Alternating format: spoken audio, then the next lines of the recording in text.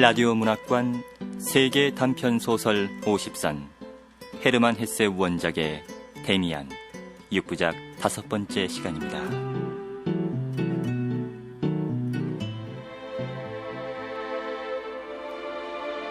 지난 이야기. 싱클레어는 우연히 베아트리체를 만난다. 그녀는 그의 인생을 송두리째 바꿔놓았고 그는 방탕에서 벗어났다. 어느 날 싱클레어는 문장의 새를 그려 데미안에게 보내고 한 통의 쪽지를 받는다. 거기에는 세계를 파괴하고 나오려는 새와 아프락사스에 대해 쓰여 있었다. 그 후 싱클레어는 우연히 오르간 연주자인 피스토리우스를 만난다.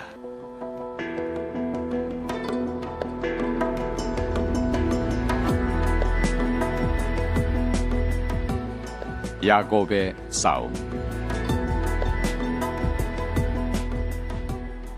내가 피스토리우스에게서 배웠던 가장 중요한 것은 나 자신에게로 가는 길에 한 발자국 더 내디딘 일이었다. 그는 나에게 스스로에 대한 용기와 존경을 간직하라고 일러주었다. 우리가 아프락사스라고 이름 붙여준 새로운 믿음은 아름다운 것이네, 싱클레어. 그러나 그것은 아직도 갓난해지. 고독한 종교. 그것은 공동의 것이 되지 않으면 안 되네. 그 꿈을 실천하게. 자네는 18이야. 장부의 뒤를 따라가지 말고 사랑의 꿈과 소망을 키우게. 두려워 말게. 아프락사스에 대해 알고 있는 사람이라면 그래서는 안 돼. 나는 이 충고가 여러 해 전부터 마음속에 지니고 있던 데미안의 말과 똑같은 음향을 풍긴다고 느꼈다. 그들은 서로에 대해 아무것도 모르는데 나에게 똑같은 말을 한 것이다. 싱클레어, 대다수가 가는 길은 편하지만 우리의 길은 힘이 들어. 그 길을 우리 같이 가보세.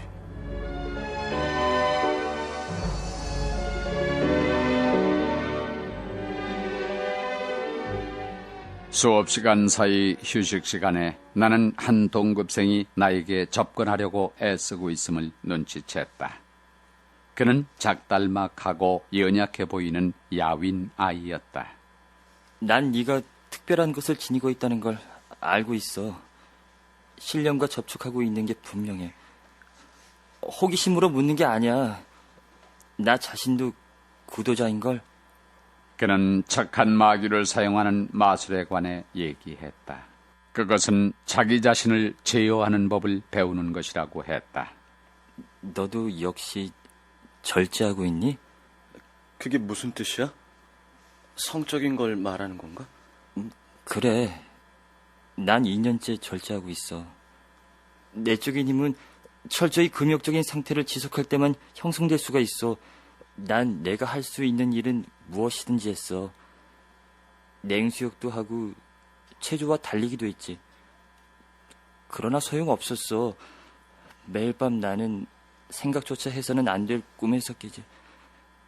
무서운 건 그것으로 인해 내가 정신적으로 배웠던 모든 것을 차츰 잃어가고 있다는 거야. 난 널 도울 수 없어, 크나워. 사람이란 이런 경우엔 서로 도울 수 없는 거야. 너 자신에 대해 곰곰이 생각해보고 네 본질에서 우러나오는 말을 실행해야 되는 거라고. 근사한 성인이시군. 너도 역시 악덕을 지니고 있다는 걸 난 알고 있단 말이야. 너도 돼지야. 우리 모두 돼지란 말이야. 나는 동정과 혐오가 뒤범벅이 되어 구역질이 났다. 집에 돌아와 나는 그 그림 앞에 섰다. 그것은 나의 벗 데미안과 닮았고 나 자신과도 닮은 얼굴이었다. 나는 그 그림을 비난하고 그것을 애무하고 그리고 그것에게 빌었다. 나는 그것을 어머니라 부르고 애인이라 부르고 장부며 천한 계집이라고 불렀다. 그리고 아프락사스라고도 불렀다. 불현듯 데미안이 했던 야곱과 신의 천사와의 싸움에 관한 말이 떠올랐다.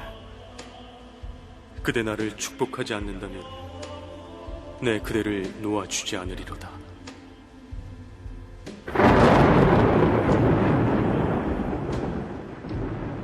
그때 봄의 폭풍과도 같은 어둡고 무거운 들끓는 소리를 들었다. 형언할 수 없는 불안과 체험의 새로운 감정에 와들와들 떨었다. 지난 추억이 내 곁을 밀치면서 흘러갔다. 그러나 그것은 어제와 오늘로서 끝나는 것이 아니라 미래를 반영하고 현재의 나를 새로운 생활 형식으로 이끌어 주었다. 그 형식의 형상은 굉장히 맑고 눈이 부셨다.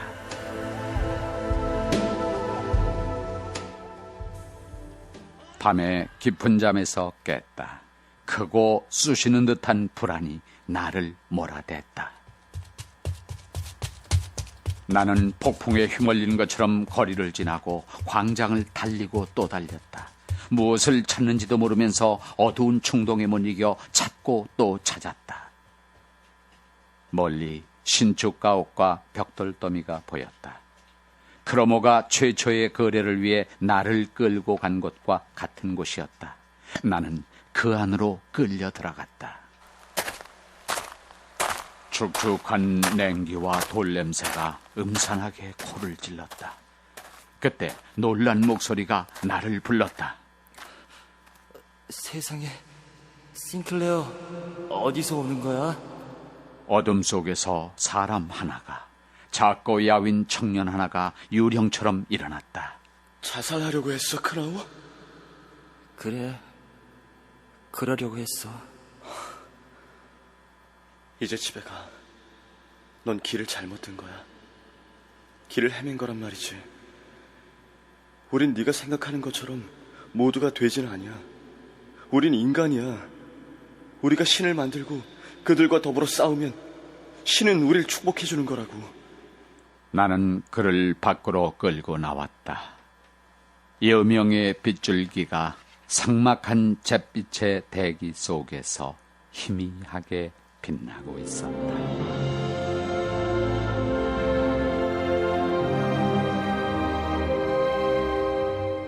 그 시절이 내게 가져다준 최고의 것은 피스토리우스와 함께 보낸 시간이었다.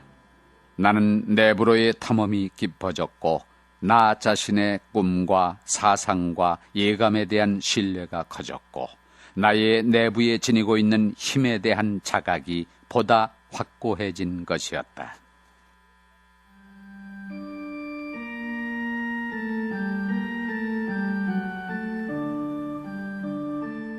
그러나 시간이 지남에 따라 나는 그가 퇴보적인 탐구자였으며 낭만주의자임을 깨달았다. 그는 자신이 나에게 존재하는 것처럼 그 자신에게는 존재할 수 없고 나에게 주었던 것을 스스로에게는 줄 수 없음을 나는 마음 깊이 느꼈다. 피스토리우스, 당신 얘기에선 곰팡내가 나요. 정말이지 그러한 말이 어떻게 나왔을까? 나는 그때 그가 성을 내고 변명을 하고 호통을 치길 얼마나 바랐던가. 그러나 그는 아무것도 하지 않았다. 나는 그의 집에서 나와 공원과 숲을 헤매 다녔다. 그때 처음으로 내 이마에 찍힌 가인의 표지를 느꼈다. 그의 꿈은 목사가 되는 것이었고 새로운 종교를 선포하는 것이었고 사랑과 예배의 새로운 형식을 부여하고 새로운 상징을 세우는 것이었다. 그러나 그것은 그의 역량과 사명엔 맞지 않았다. 불현듯 불꽃 같은 인식이 나를 불태웠다. 누구에게나 사명은 있지만 누구에게도 스스로 선택하고 해석하고 임의로 관리할 수 있는 사명이란 없다는 것. 새로운 신을 원한다는 것은 잘못이었다. 그렇다. 각성된 인간에게 있어. 자신을 찾고 자기의 내부에서 확고부동하게 자신의 길을 앞으로 더듬어 나가는 것. 이외에 다른 의무란 존재하지 않는 것이다. 이것이야말로 내가 이 체험에서 얻은 열매였던 것이다. 때로 나는 미래에 무엇이 될 것인가를 꿈꾸며 희희낙낙했다. 그러나 진정한 사명은 자기 자신에게로 도달하는 것, 단 한 가지뿐이었다.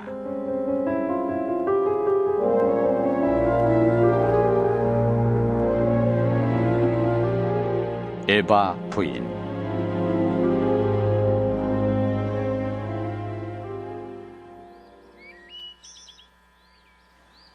방학 중에 나는 데미안이 그의 어머니와 함께 살던 집에 가보았다. 늙은 부인이 정원을 산책하고 있었다. 실례합니다. 예전에 이곳에 살던 데미안을 기억하시는지요? 글쎄요. 기억이 나질 않습니다만 혹 도움이 될지도 모르니 앨범을 하나 보여드리지요. 부인은 앨범 한 권을 가져와서 데미안의 어머니 사진을 보여줬다. 그 조그만 사진을 보자 심장의 고동이 정지했다. 이것은 내 꿈의 모습이다. 그렇다. 그 여자야. 깊은 열정을 지닌 큰 키의 남자 같은 여자. 아름답고 매력적이며 데몬인 동시에 어머니며 운명인 동시에 애인인 그 여자. 그녀는 어디 있는가? 그런데 그녀가 바로 데미안의 어머니였단 말인가?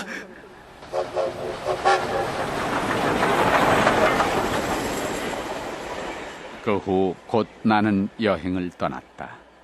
마음 내키는 대로 끊임없이 그녀를 찾아 쉬지 않고 이곳저곳을 돌아다녔다. 하지만 나의 탐색이 얼마나 소용없는가를 깨닫게 됐다. 나는 내 추적의 무의미함에 부끄럽고 처량한 심정으로 집으로 돌아왔다.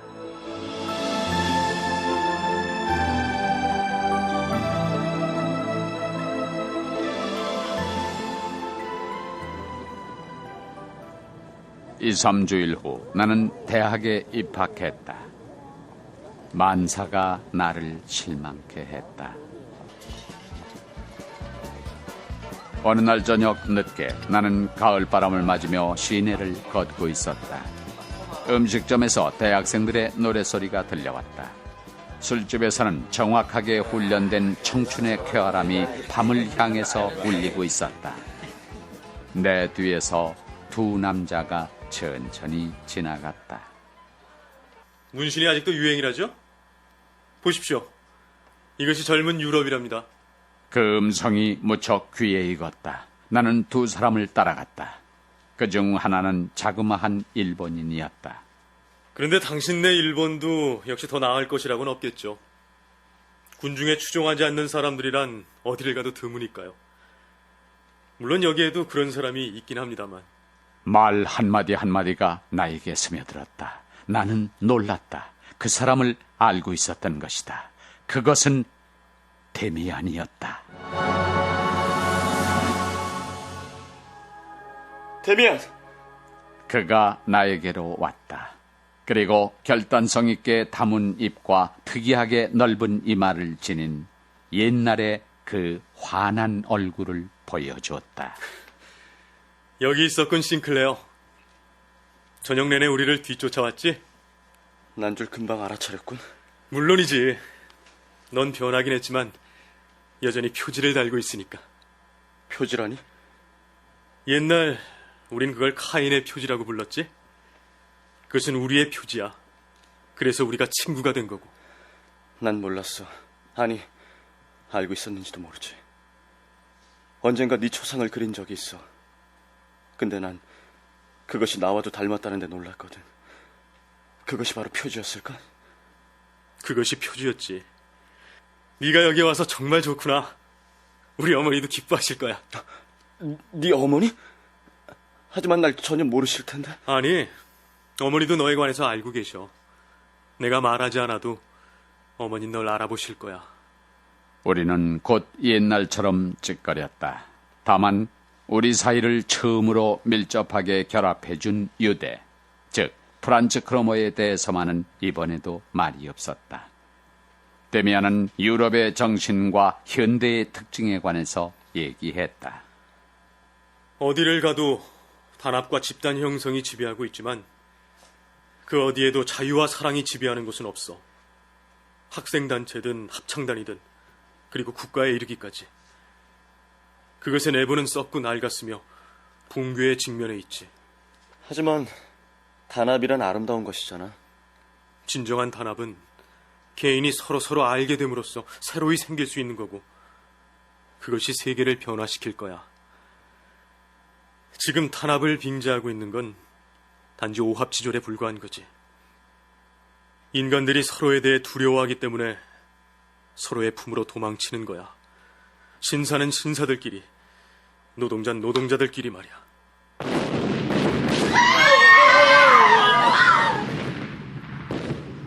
싸움이 벌어질 거야.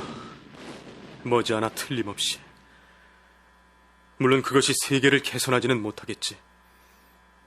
노동자가 공장주를 때려 죽이거나 러시아와 독일이 서로 총질을 하거나 단지 소유주만 바뀔 뿐이지. 그러나 그것이 헛된 일은 아닐 거야. 그것은 오늘날의 이상의 무가치함을 증명해 줄 테니까. 그럼 그때 우리는 어떻게 될까? 우리도 멸망하겠지. 하지만 우리 가운데 살아남은 자들의 주위에 미래의 의지가 집결할 거야.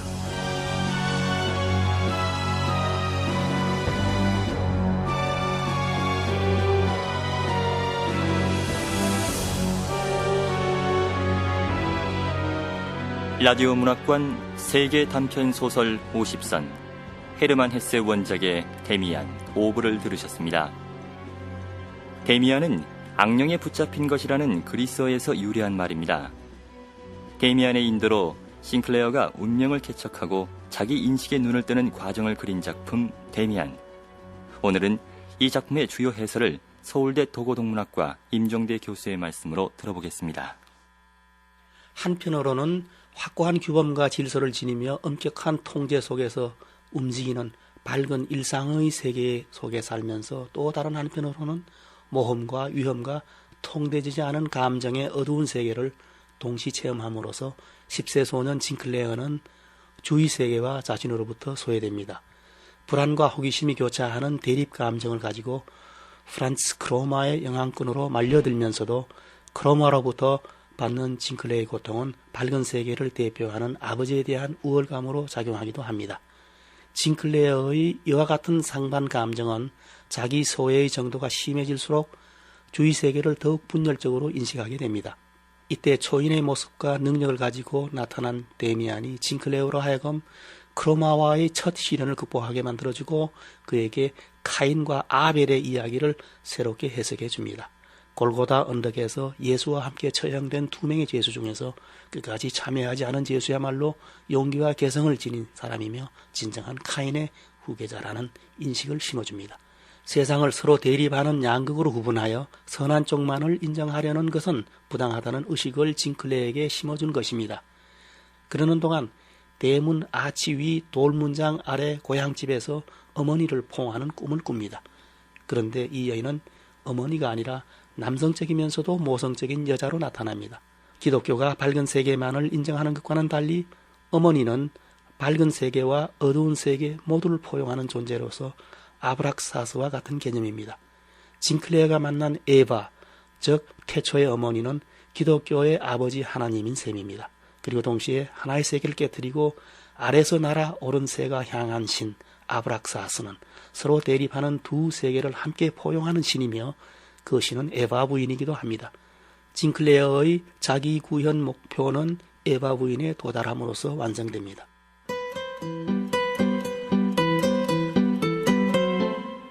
권윤의 연출, 김재인 극본, 헤르만 헤세 원작의 데미안, 오브를 마칩니다.